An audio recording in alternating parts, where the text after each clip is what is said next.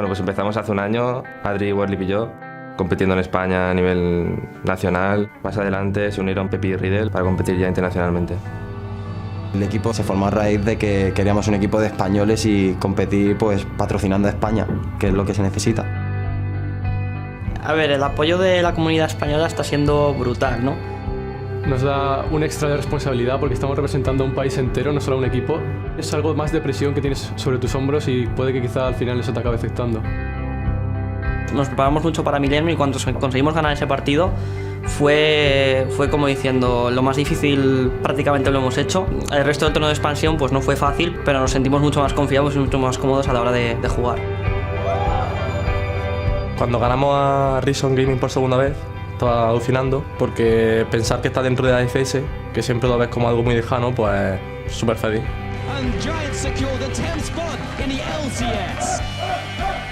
Cuando lo conseguimos fue una sensación increíble. Nunca había pensado que íbamos a llegar hasta aquí.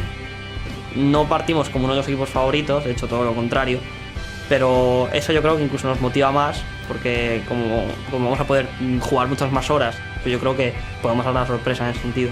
Buscaremos intentar mantener la plaza. No buscamos tampoco ser el mejor equipo, pero aguantar yo creo que sí podríamos. Que nos recuerden pues, como un equipo que está junto, tanto cuando perdemos como cuando ganamos, que también se vea que hay nivel en España. Giants quiero que sea recordado como el equipo que representó a España en la LCS y espero que con mucha honra y que la gente de España esté orgullosa de nosotros.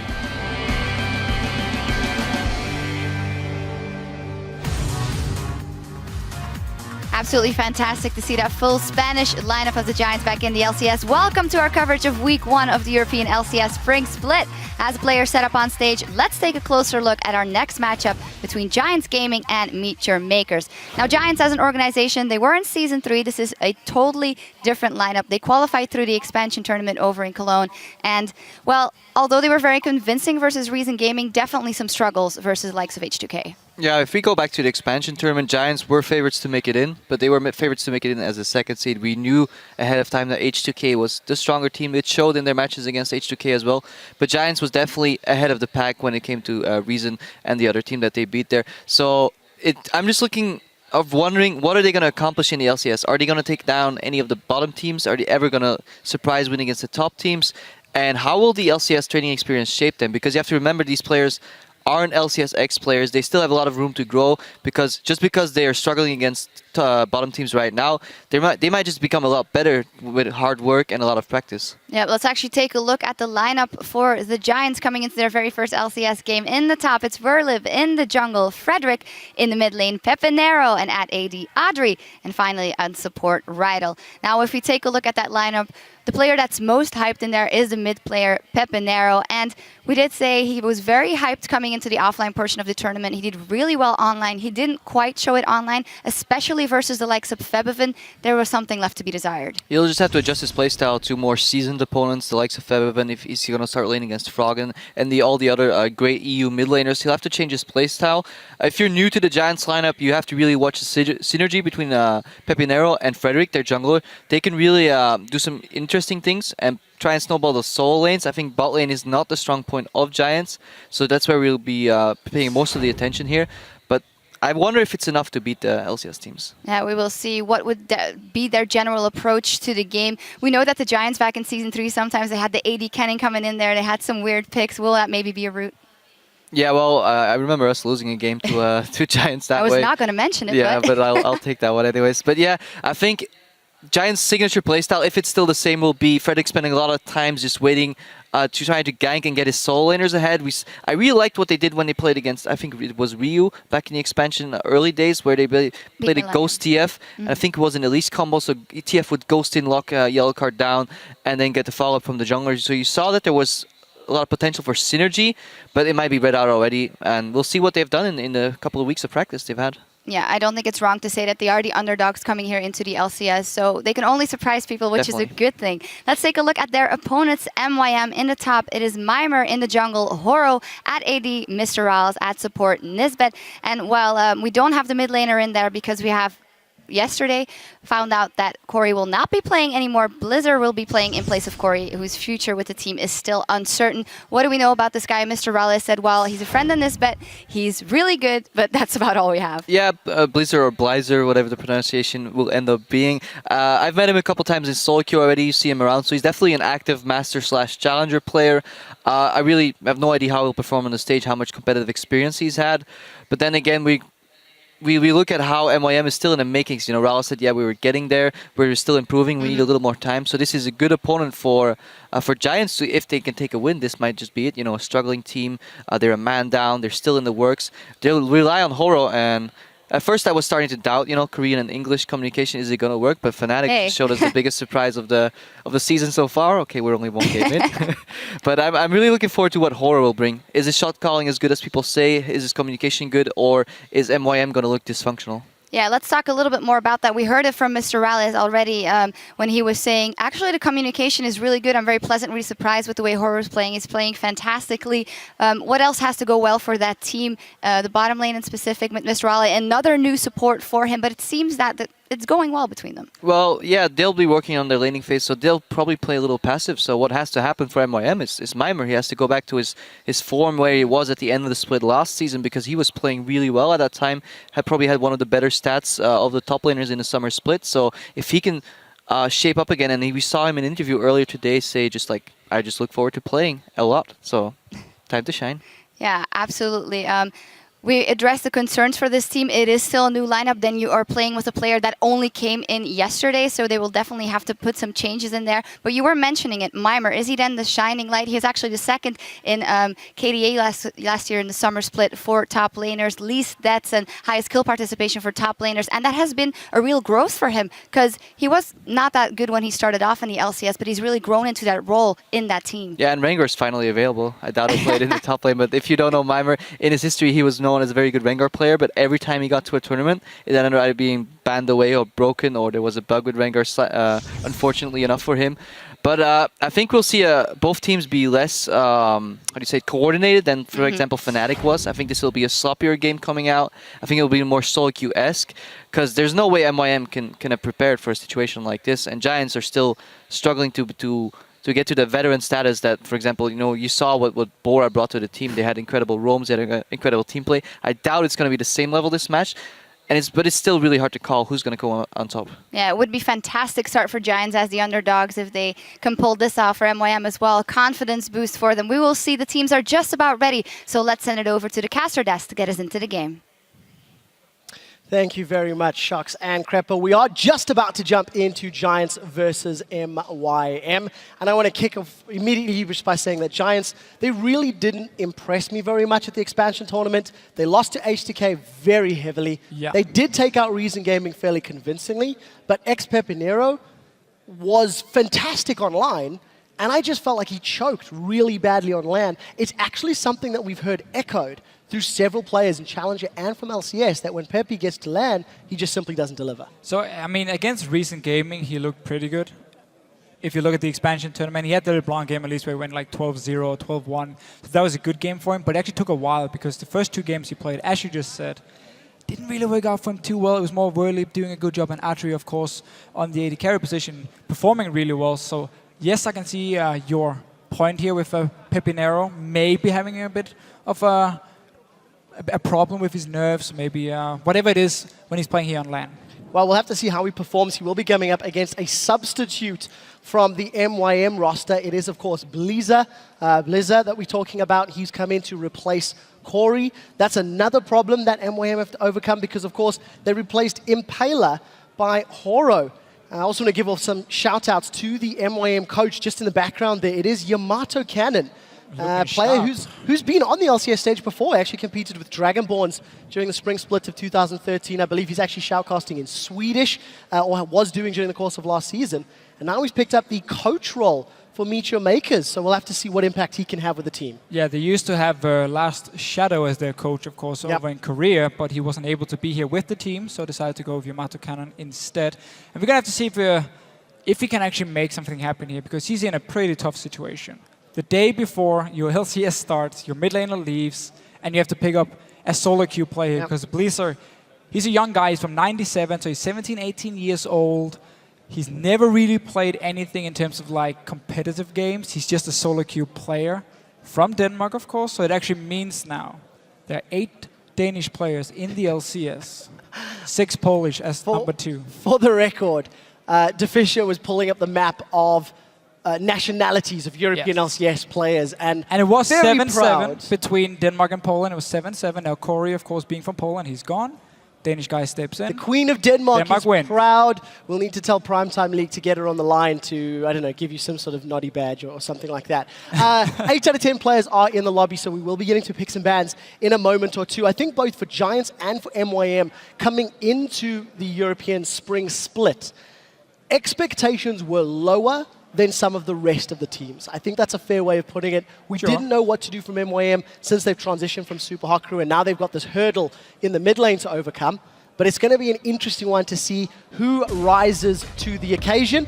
As promised, picks and bans for Game 2 of the Spring Split. Copenhagen Wolves on the blue side. First ban out the gate, it will be Lee Sin. So this obviously is not the correct names. We have Giants on the left side here on the blue side. And of course we have MYM on the right side or the red side in this pick and ban phase. Lee Sin, first ban. No surprise coming in from MYM in terms of the Rek'Sai, which we will see banned most likely throughout the entire day. Well, you are 2 for 2 thus far, 3 more games to go through. As we have mentioned, Rengar will be the next targeted ban. This is heavy focus onto the junglers for both Giants and MeetYourMakers, and we'll see how MYM responds. So, Giants here knowing that Horo has actually been acting as the shot caller and one of the leaders on MYM, and therefore they start target banning him. We don't actually know in terms of scrims how big of a champion pool Horo has. When he used to play, I mean, there was actually a lot of release from him when he played back in Korea. For now, though, Lee Sin being banned away, of course, one of his main champions as well. And the Rengar, which we saw Reignover play just before, and doing a fantastic job. Yeah, that's definitely the case. Once again, slow picks and bans starting off the gate here between Giants and MYM. We will keep you updated with the bans. It was Azir for MYM as their second. The third and final ban from Giants is Janna. And MeetYourMakers are running down the clock for their final ban. Yeah, look at the last game we had here. Azir was actually open, and he wasn't picked by any team. Now was open as well, wasn't picked either, which is a little bit surprising, seeing as they've been considered 2 of the best picks and almost constantly banned in both Korea and China leading up to the LCS starting here. Once again, Nara is open, Lissandra is an option as well, if Giants wants to first pick it. Well, just to mention the last ban from MYM, it is Jarvan the 4th. So you'll see that updating in a moment. Rek'Sai, Jarvan and Azir taken off the table. My question to you is, the power pony of Hecarim going to see the light of day? Is Elise going to see the light of day? With so many jungle bans, who are Horo and Frederick going to pull out the gates? Evelyn's had some changes on this patch as well. I think you have to ask the question, who are they going to pick? It's a first pick Thresh for Giants.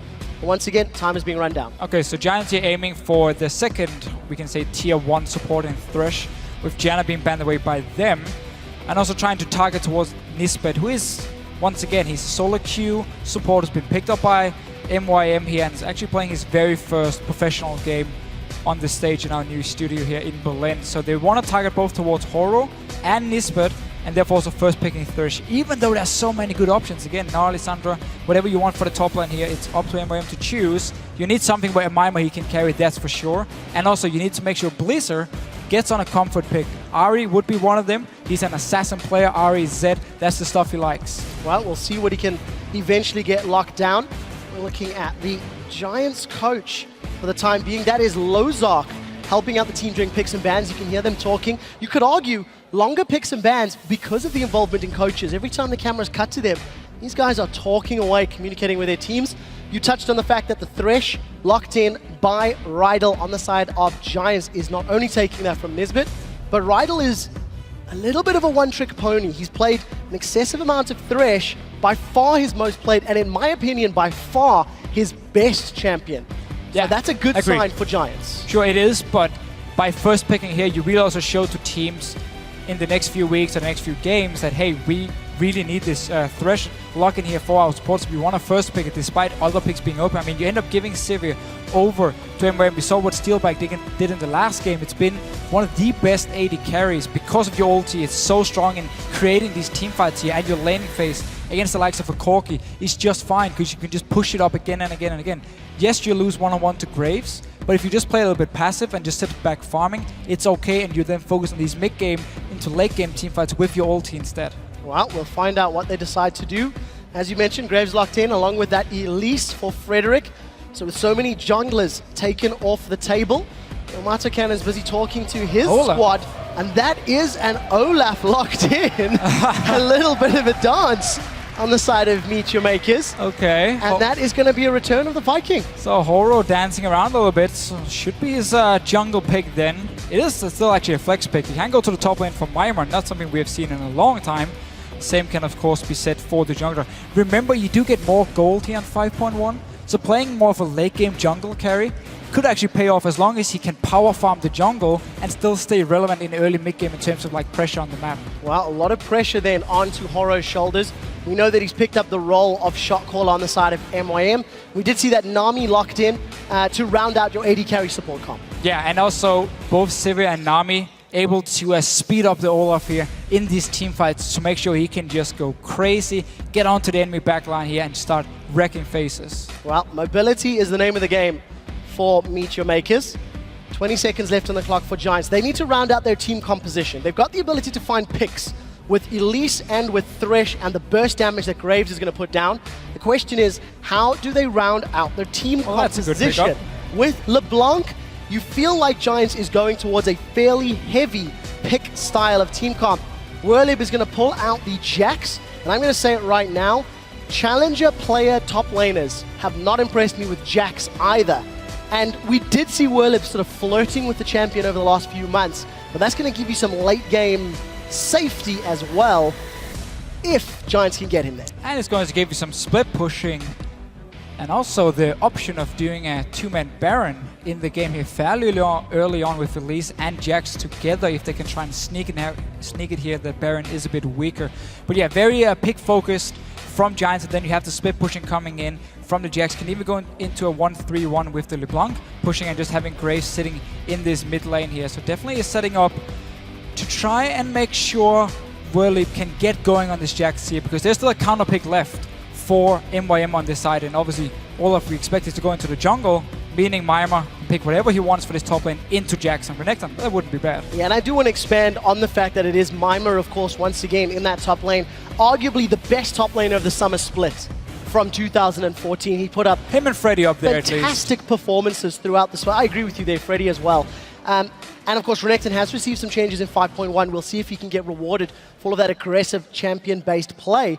But it also puts pressure on Werlib. The early game is going to be so difficult for that Jax against the bully that is Renekton. Yeah, it's going to be a tough early game for him, but if you manage to survive the laning phase, we know a Jax will completely outscale Renekton. And that's basically it here for MYM. There's a lot of mid-game power, but you will get outscaled going into the late game here. Both the Graves and the Jax, of course, will become very, very hard to deal with. So we're going to have to see some of the same performance that Fnatic pulled off here, where you are playing very aggressive early. You use the Sivir ulti, your high mobility on the Olaf as well to create these picks, get the objectives, and don't let this Jax go to late game. No, definitely not the case. MYM will need to channel a little bit of Fnatic's decision-making and aggressive playmaking with this high mobility comp of theirs. And if they do, they could run circles around Giants in the opening minutes. We will, of course, be asking you guys to vote at home for which comp you think is going to come out victorious. Both Giants and MYM coming into this game, MeetYourMakers, they've got the replacement mid laner. We'll see who's going to work out. It is Bliza, of course, in place of Corey. Let us know who you think's going to win. There's the team comps. They're on your screens. Tweet us at LOL Esports. Use the hashtags GIAWin or hashtag MYMWin. And we'll see who you guys think will come out ahead. You know, of course, in our new studio here in Berlin, there's the audience. We're about to get into our second game of the day in the spring split here in the European LCS. Gates are down. Giants versus MYM. Let's see who's going to come out victorious. And I don't think Giants could have hoped for a better situation here. You're facing MYM in the first game. They just lost their mid laner, made 2 more changes during the offseason here, getting Hora and, of course, Nisbet for the support roles. So we don't really know what to expect from MYM. We actually have to go back to the comps a little bit, because I was talking about how Giants would really outscale, or at least the Jax would outscale Renekton. That is true, but we also have to look at like the Olaf pick here. Elise is one of the junglers who doesn't really scale into late game. She just becomes a tank and a cocoon bot, basically. She doesn't have an ulti, so there's no chance for her to duel someone like an Olaf in the late game. So MYM, it's actually not like they are going to be much worse going into the late game. It's only the Jax they have to worry about. So we might see Horo pay a lot of attention towards shutting down Whirlip early. Well, we'll see how the decision-making falls into place. Not a lot of early aggression this time round. Teams throwing out those wards and setting themselves up for what looks to be standard lanes. No massively deep vision, so nobody expecting those lane swaps.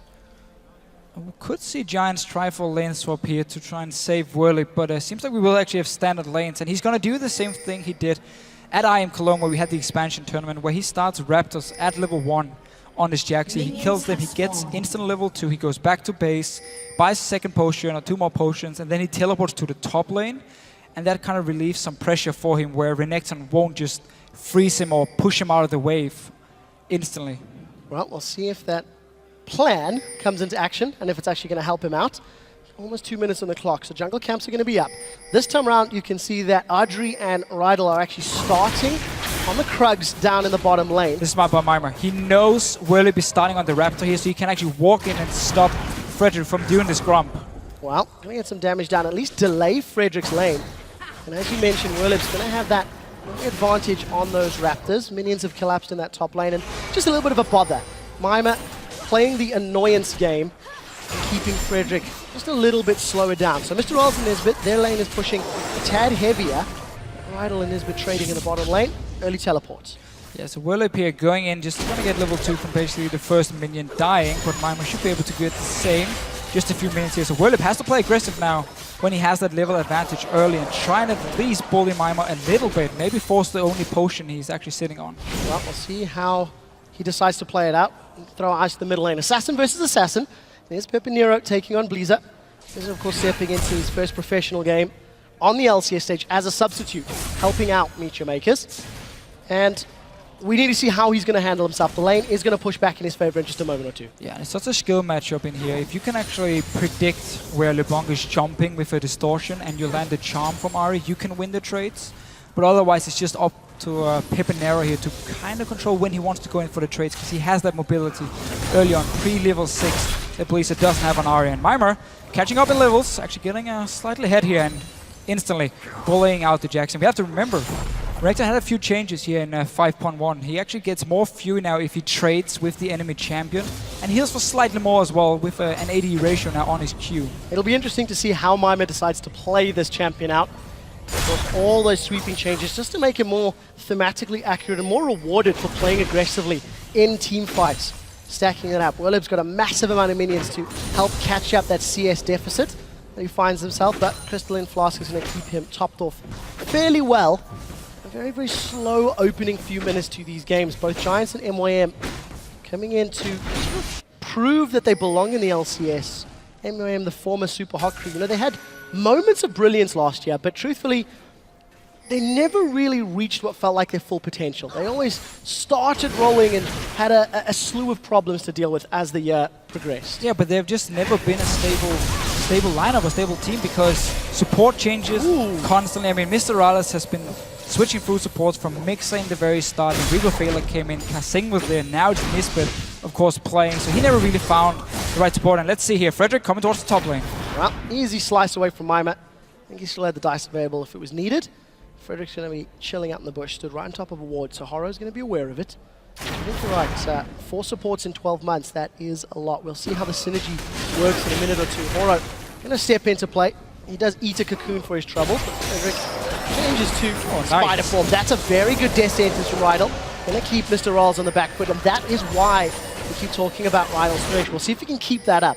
At Expansion Tournament, he landed a ton of death sentences. Definitely his best champion, no question. That's also why you first pick it, and actually leave up so many strong picks for MYM on the other hand. Mimer now, they want to go for this fight, but there's so many minions and they don't actually know where Frederick is, so they want to be careful, don't want to take too much minion damage and then get counter gang at the same time. And Frederick showing himself want to push out the wave here, so Whirlip can go back to base and shop. He doesn't have teleport ready just yet though. Horo's still staying around. Keep your eyes on the different jungle items. Horo has gone for that Stalker's Blade.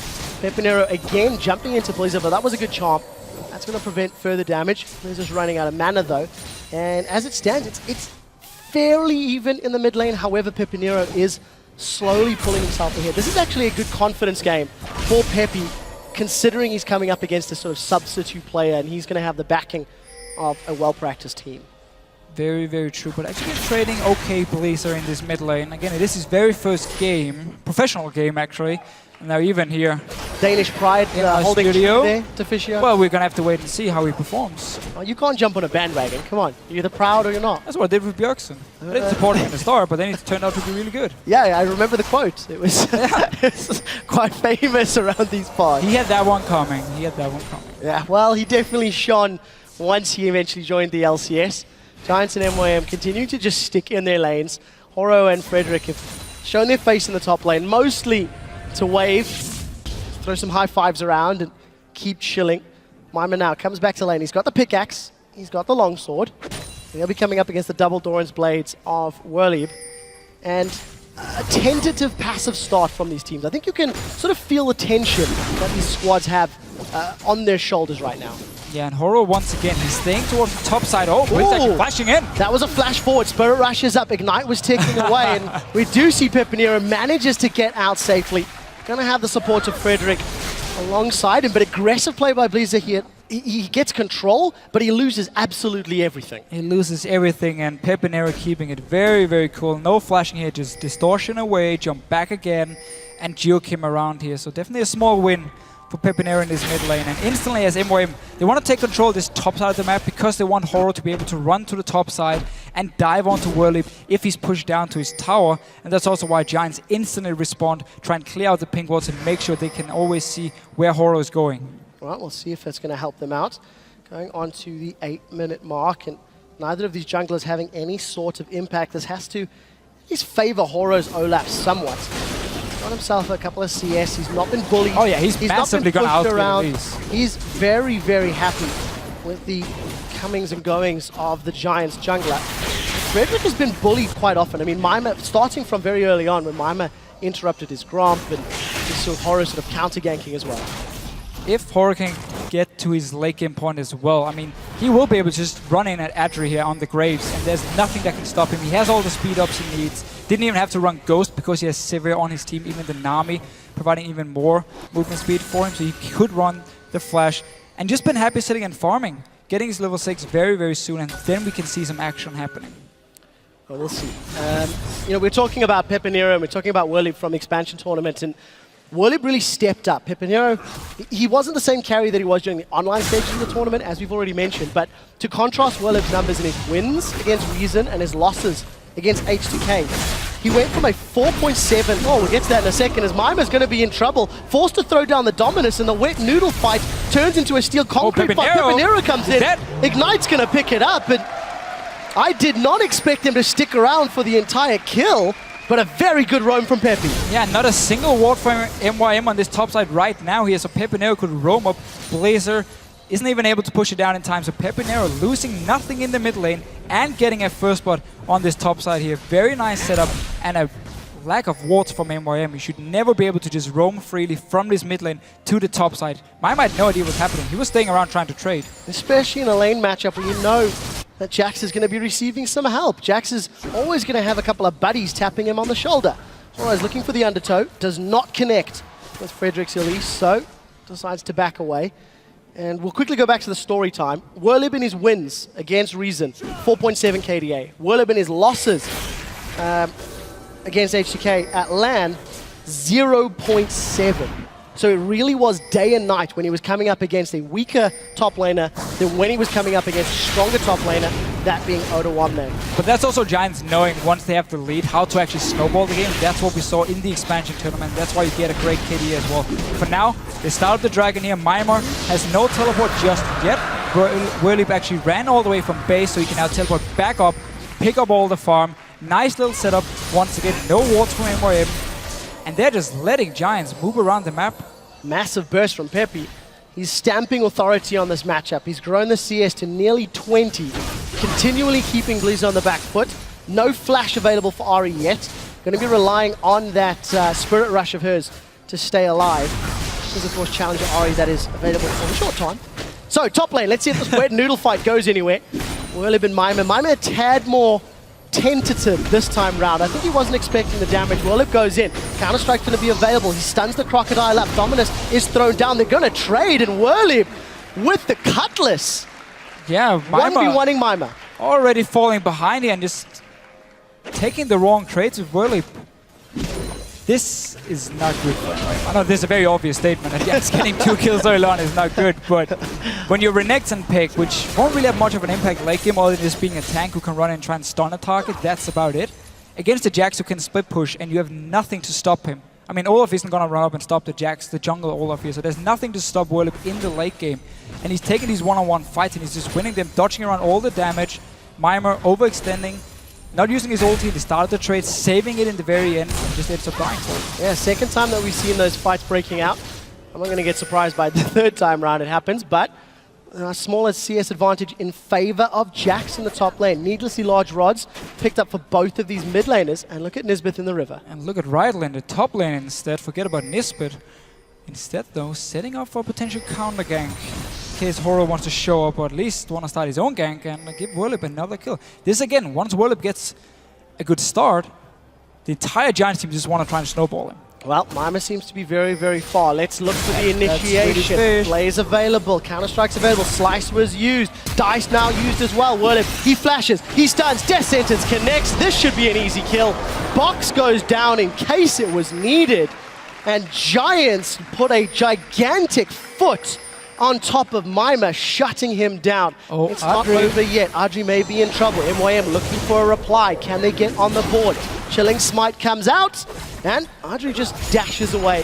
Fairly easy. MYM going to get some presence on the tower. Just good timing by Giants here. They actually had the bottom wave pushed up when Rydell decides to recall and then roam up, and he's in the mid lane now.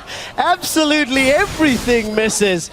We don't see any of those spell shots connecting, and Blizzard manages to sidestep. Mr. Rolls will secure the first tower of the game. MeetYourMakers close that gold gap. Eventually, there we go. And both the teams here, both the teams actually trading deep wards in the enemy jungle around the red buff. We see from Giants, of course, on the top side, from MWM on the bottom side. As soon as they saw right in the top lane, moved them with Nisbet. Mima once again is in trouble. I mean, he's so weak. That was a lot of damage from Frederick. And you look at his itemization. Gone for the Sight Stone before completing his enchantment on that jungle item. Already able to burst down Mima, of course, with a Chain Vest. No MR to speak of. Giants are slowly pulling ahead. And with a 2-0-1 Jax, you have to ask yourself, can they make use of the split pushing power? Top tower should fall shortly. There it goes.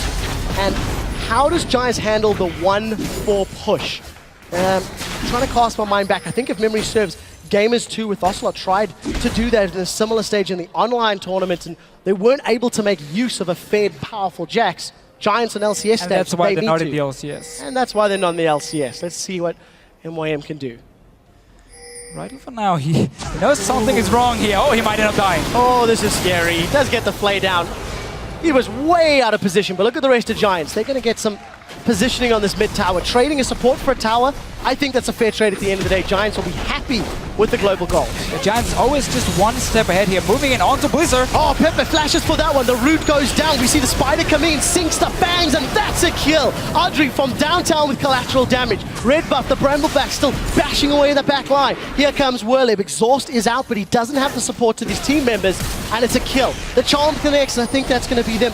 Finishing out was the Cocoon in the red buff is not done. Oh, red buff's still not done. Whirlib has got the help of the minions. Hops over the wall, and Peppy gonna play very cheeky. Dashes in and out. Giants 4 kills to 1, and they got the mid tower. But again, this is Giants who wants to get the early lead. Oh, Nisbet! Oh, does manage to bounce backwards. Nisbet survives. Peppy Nero couldn't really get the last part of his combo onto him and try and pop him there with the early DFG being built. From a fairly easy laning phase, to be honest. And that's what you can do if you don't feel pressured at all in the laning phase. You can just instantly rush a DFG. No need for anything or anything in Pepinero's case here. But Giants, once they have the lead, you constantly see how they want to go into the enemy jungle, pull up the wards, take the fight. Rydell knew, okay, there's a high chance we're going to die for face check. But at least then we can take a mid tower instead. And that's what happened. And then the rest of Giants just walked back in. They weren't done yet. Constantly pushing it. Putting all the focus on the top side as well, because the Jax is so far ahead that you can have the D-board there and you can have him join the fight. Well, we'll see how Giants decide to play the rest of the game out. coordinated resource management. 1 kill for a tower, 1 death for a tower definitely works in your favor. Dragon was secured by Giants first a few minutes ago, and it's about to respawn in 20 seconds. There's no vision in that area, really, for either team. A few lone wards by MYM, but it's not the greatest coverage. And you anticipate that Giants will be trying to set up. MYM have got the makings of a death bush, but not a lot of numbers. Oh, so this is obviously one of their bad things if you put all your focus on the top side of the map, is you lose control of the Dragon. And that's why MYM has been able to place all these wards around it here. Pepinero, though, look at that piece of Nisbet burst, again. but the chains do not connect. So that means Nisbet gets away with his life. Exhaust is not available. Tidal Wave has just come up. Just gonna be fighting in the top lane. Whirly has his teleport ready, so if he decides to back away, Giants can actually start the Dragon, and Mima won't be able to respond. They should do it right now if they want to force a team fight. Yeah, not the longest cooldown though for Mima, so that window of opportunity is going to shrink very, very quickly. Blizzard continues to get bullied around that mid lane. 30 CS behind at this stage. And Giants, they are forcing the Dragon. Still no teleport for Mima, so it is like you're talking about. It's the right call. It's definitely the right call here. Knowing there's no teleport just yet for Mima. If MYM wants to try and fight for this one, well, they're going to be in a disadvantage, so smart enough by them. They back away, and Giants, full control. Well, we'll see how it works out for them. In the middle lane, Whirlip, 1 versus 3. He's got the support of Pepinero. We do hear the Ragnarok from Horo. First kill secured. It is Nisbet going down. And what was a 1v3 to start, 2v3 to finish. Giants get Dragon and a kill. And again, Whirlip, he roams down from the top lane because he had pushed it all the way into the enemy tower, and then he just teleports up because the global objective is gone. You don't need your teleport for Dragon the next 6 minutes anyway. Just go top lane, pick up some more farm, and constantly make sure you get into your Trinity Force and further in King Point. Oh, we'll see if Pepinero can get away. Blizzard dashes for Pepe. He goes back in, tries to get damage down. That was a mistake, and Pepe gives up a kill to Blizzard. So it looked pretty fun. He tried to dodge around the charm by dashing back, ends up dying instead. Blizzard finally able to pick up a kill on Pepinero. 2-1 actually. He's been one of the few positive things for MYM so far in this RE, at least in terms of the kills he's been able to pick up. Yeah. His laning phase was very, very shaky. Positive's a strong word, I think, Deficio. Okay. Danish pride is clouding your vision, I think. But yes, 2-1 is still 40 CS down. We do see the enchantment for Frederick. It has been picked up. We'll get to that in a second. He's about to find some trouble. Horo and Nisbet gonna run in. Sings his bangs. Nisbet gets caught. Horo gets pulled backwards. Frederick can ride. That's a flash flay. We did see the collateral damage from Audrey, and 2 more kills to Giants. 1 for Frederick, 1 for Audrey. It's 7-2. And a gigantic lead for the Spanish Armada. Just reading MYM like a book right here. Waiting for him to come down to gank the bottom lane. 2 easy kills. Straight into the enemy jungle once again. Place your deep wards. You have a sidestone. Early build on Frederick. Just a smart choice by him as well. Knowing, okay, we're winning the early game here. Let me get this early sidestone so I can really dominate the map together with my support in terms of the wards. Approaching 20 minutes. Approaching 5,000 gold. 3 towers to 1. 2 dragons to 0. Trinity Force Cutlass for this Jax. Juggernaut in the hands of Frederick's Elise. You can also see DFG making a death cap for Pepinero. It's just really, really big item spikes. Giants are getting to the point where they're nearly a full item ahead in some of the carry roles. And you're making sure the enemy Olaf here can't really farm anything because you just take everything in his jungle, then you back away. Once he respawns, you walk in, take it one more time. And Horo's now forced to actually try and find farm in the lanes instead, where he's taking it away from someone like Blazer or maybe even Mr. Rales, who both need their farm if MYM needs to come back in this game. It's going to have to be a whole lot of mistakes from Giants, I feel, for MYM to come back in this matchup. About 20 seconds, sorry, a few minutes until Dragon comes back up. Giants have got the first 2. Uncontested, completely uncontested. And with the timing, with the control that they've got in the game, you have to feel that Giants are just going to continue to strangle the life out of MYM. Pepinero steps forward, does it to charm actually. Decides to go aggressive and doesn't manage to lock Blizzard down with those ethereal chains, so he gets away cleanly. But that's a very aggressive LeBlanc that we've seen from Pepe. I want to see Giants pick up a few more pink wards now, though. They have such a big lead. Use them to really force MYM away from their own jungle. For now, at least. Horo is staying around his red buff. Might not be the smartest choice because everyone from Giants is moving in. Well, let's see where they decide to go. Last time around, they invaded the blue buff quite extensively. They've got inner turrets to push onto. Werlib is continuing to split push up in that top lane. He's definitely got the ability to outduel Mimer's Renekton. Mimer, of course, gone for early sun. Mimer's got himself an early Sunfire Cave. That's definitely not traditional on top laners that we're seeing these days. Maybe feeling the pinch, feeling the pressure. Well, another buff steal from Giants. It's red to add to the collection. Yeah, well, difference for MYM, knowing this time around they can't fight in Giants, will be there. Onto Mimer again. Oh, that's going to be a dead crocodile. He just gets minced, shredded, skinned, and Giants turn their attention to the tower. Peppy gonna play the distraction game, and Giants take a tower after an easily coordinated dive. So the Sunfire you were talking about just before here for Mimer, it's just him trying to say, I need some power right now. It is cheaper than the Radiant's Open, but also weaker in the late game. But it gives him a bit of an earlier spike and some tankiness, which, as you can see, he needs, even though it's not enough against 4 members here. Well, Renekton pick is not working out. That was, of course, meant to be the counter to Jax, but he never really got a chance to bully him around. A few times he did. Well, he came out ahead, so Blizzard manages to get away from Pepe's burst. 3-1-1 on that LeBlanc. Still got himself nearly 40 CS advantage. Actually picked up an Amp Tome in the background to add to the needlessly large rod, so still saving some more cash. And 8-2, it's just a Giants stomp, to be fair. It is. They got the first few kills and they've just been rolling over MeetYourMakers. Pepe wants to blow somebody up.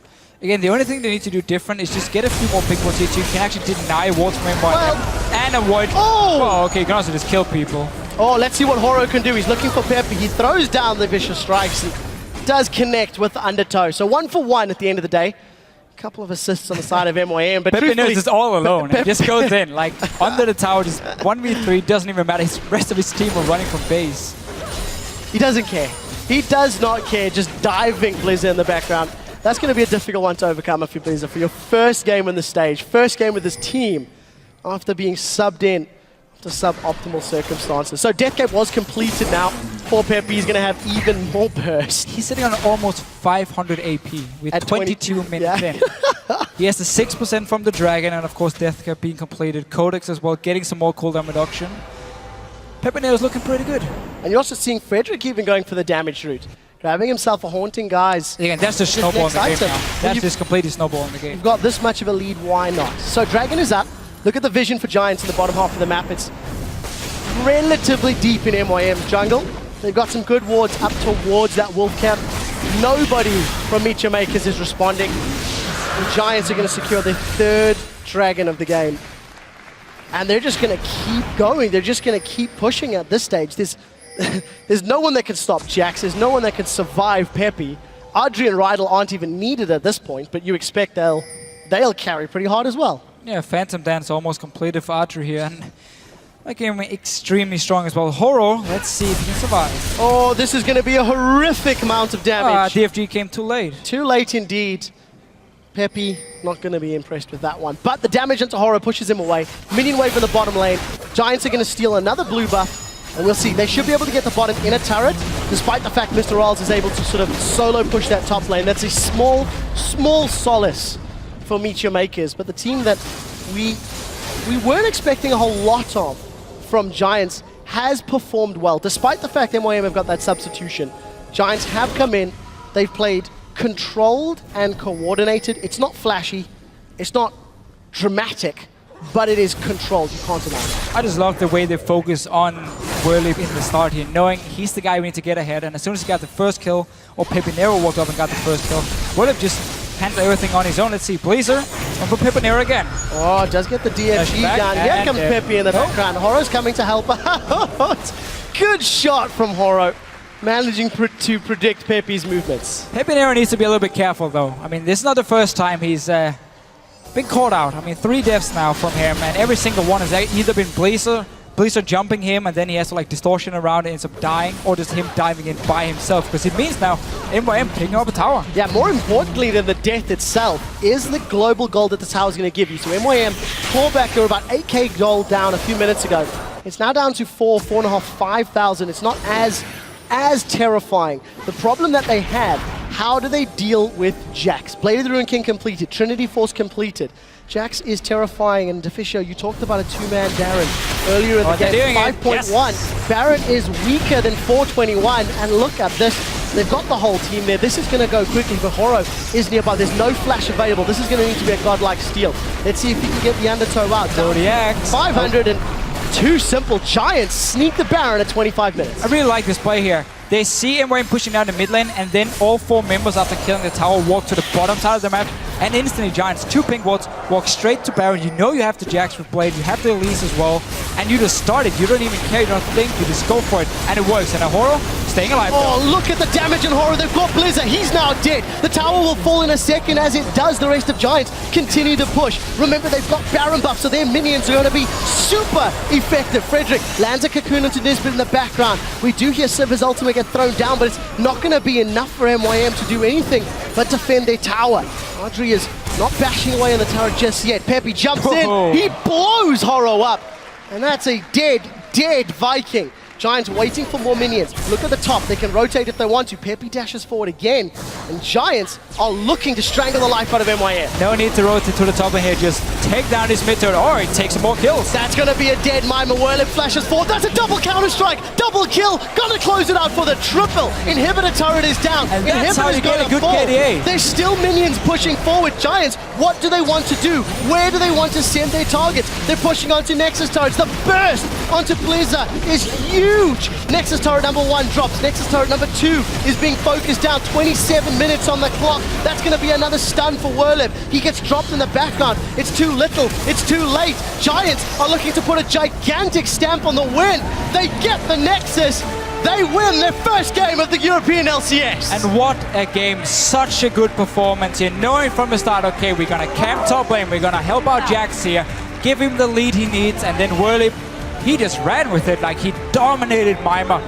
The top laner we talked about, who surprised us the most last year in the summer split. Mima stepping it up big time.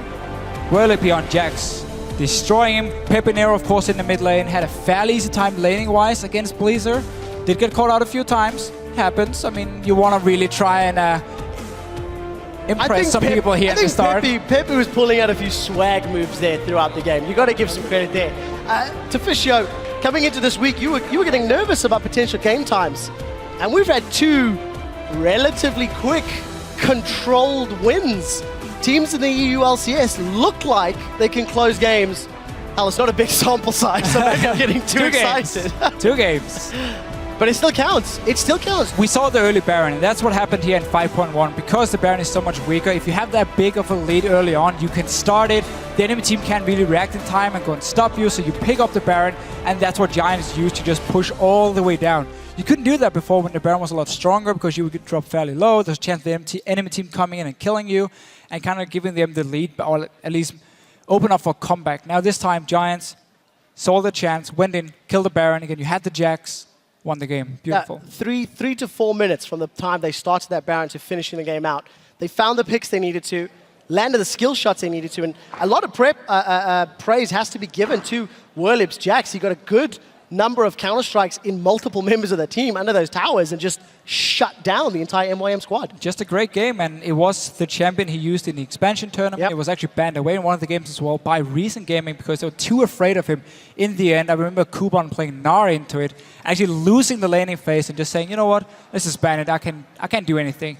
But Giants, they show why they have such a good KDA in the games they win. Against teams, I'm not going to call anyone weaker than Giants, but in this case, because they played so well, they looked a lot better, and they know how to snowball it. Constantly invading into the enemy jungle, constantly contesting everything from red buff, blue buff, dragon, doesn't matter. You're going to fight for it. We are in the lead, so we're going to win this fight here and close out the game. Yeah, I think it's not too unfair to say in this matchup, they were playing against a weaker MYM because, of course, they had a very, very last-minute substitution. True. We need to see how MYM, bounce back from that. It was quite shocking news that Corey, stepped away from the team. Yeah. And you have to wonder what sort of mental impact that does to the squad, that does to the players. Mr. Rolls, a guy who's gone through 4 supports in a year, we were talking about it. Him and Nisbet never got a chance to shine because the game was already falling so far behind before their impact became even relevant. Yeah, there was just no focus on the bottom lane. It was just a standard farm Crepo set on the analyst desk. When you have a new bottom lane, you don't really want to go for these aggressive plays. You kind of want to stay back and just play it fairly safe and instead focus on team fights, and that's what they did. But due to the top lane just going horribly wrong. Even the mid lane early on in favor of LeBlanc here. We talked about the matchup was fairly hard for Ari. You have to time that charm here if you want to do anything to LeBlanc, but once the top side of the map was gone, I mean, the entire game was just lost. Mr. Riders had no chance to do anything. Same goes for Nisbet.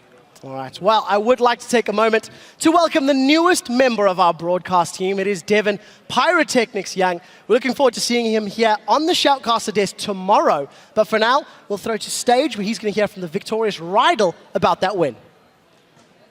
Thank you very much for that one, guys. I'm very excited to be here, and of course I'm joined by someone else who I would assume is very excited to be here as well. It is Rydell from the victorious Giants Gaming.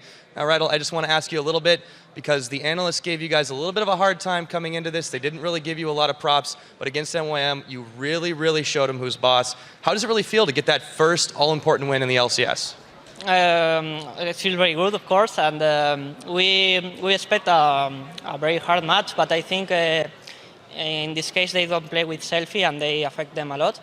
And I think we motivate a lot because it's the first match in the LCS, and only that motivates us a lot for playing super good. And I think that we feel good right now, and it's fine.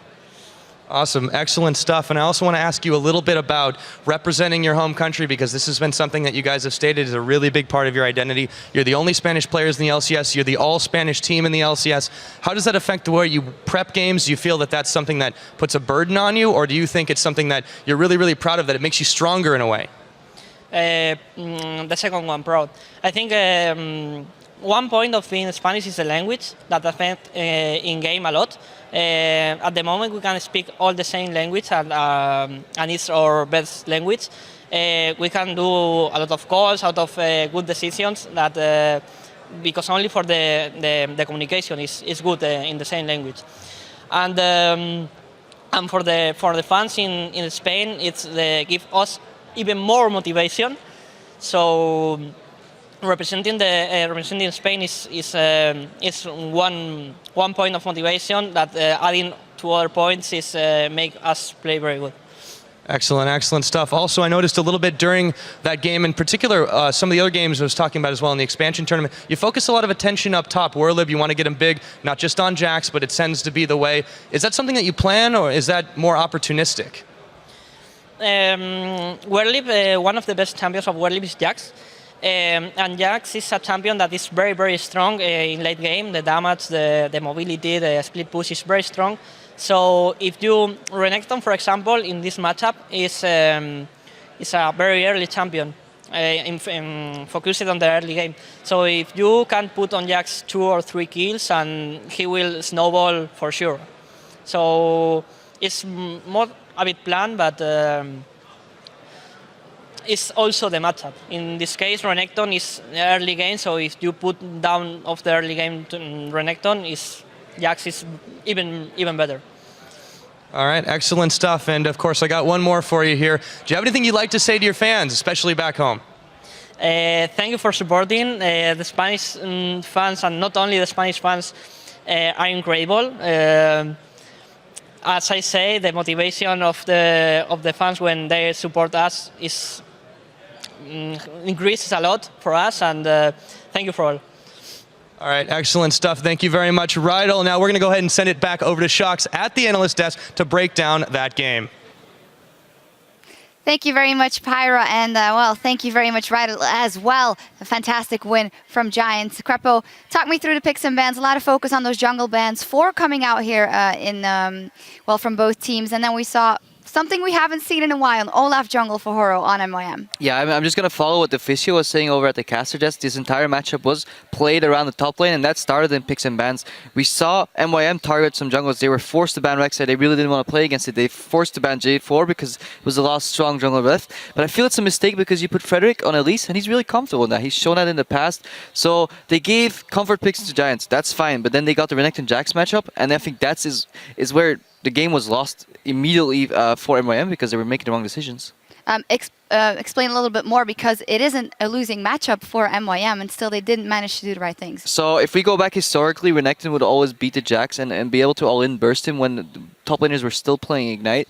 Now it gets a little difficult when you have Teleport coming in, because Renekton can like solo beat out the Jax, but he can't really kill him. That's where you need the jungler to come in and basically snowball that advantage you have. Horo, in the early game, he was completely invisible. We saw Mimer initially, if we go back to minute 2, we saw Mimer invade on the Elise, because he knew Elise would be alone doing the Gromp, because we know in the Jax Renekton matchup, Jax is very likely to start on Raptors, use that level advantage to TP the lane. I would have very much liked MYM to punish them. Why won't Horo go together with Mimer, kill the Elise, screw over the jungle, and then later on snowball and dive the Jax? In the Renekton Jax matchup, the jungler should always be looking to dive the Jax, stack a big wave, punish him when he's trying to get that CS, because otherwise you let him even out the XP, and eventually, if you get behind once, which they did because of Pepinero's roam, because again, in mid lane people were playing tentative, bot lane people were playing tentative. It was a waiting game until the one moment decided in the top lane, if Jax gets ahead of Renekton, this game's over. Yeah, you mentioned it as well. Actually, kudos to Pepinero. He was on one of his comfort champions, LeBlanc, but it does take a lot to win that very first game of the LCS, having the confidence to roam up and make those plays happen. Yeah, you could see that he was basically just playing forward in the lane a little more than Blizer was. I have to give props to Blizer. His first land coming in a strange team. I think around the 7-minute mark he attempted a Charm Flash play. It missed. But I want to just say, like, good on you for trying that, because it's really difficult to come on land.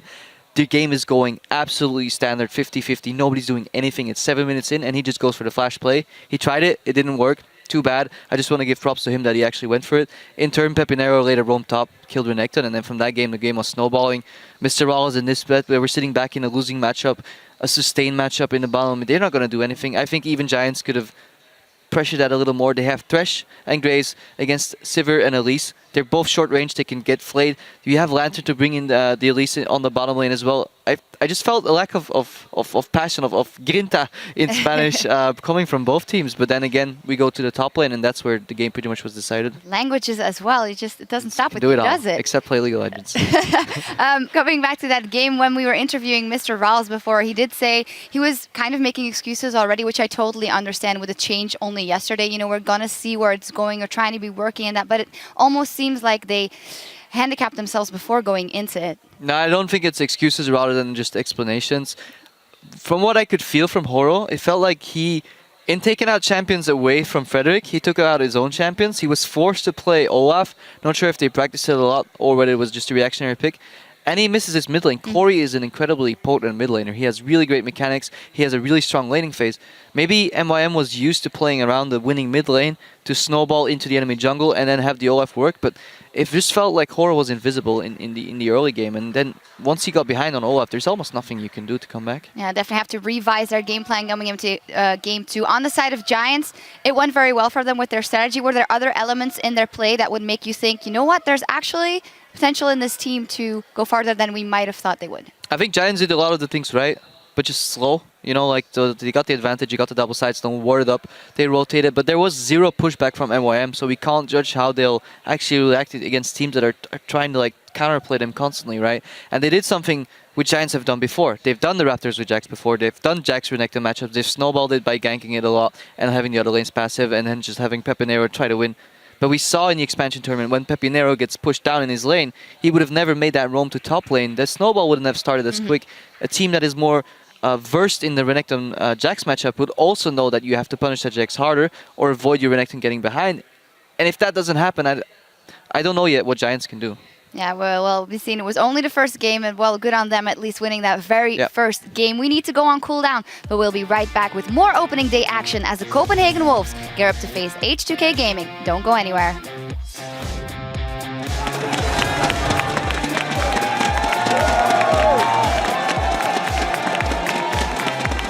You know, something is wrong here. Oh, he might end up dying. Oh, this is scary. He does get the play down. Moving it on to Blizzard. Oh, Pepe flashes for that one. The root goes down. We see the spider come in, sinks the fangs, and that's a kill. It's just get a few more big ones here so you can actually deny wards from him and avoid. Oh, that's going to be a dead Mimer. Whirlip flashes forward. That's a double counter strike. Double kill. Gonna close it out for the triple.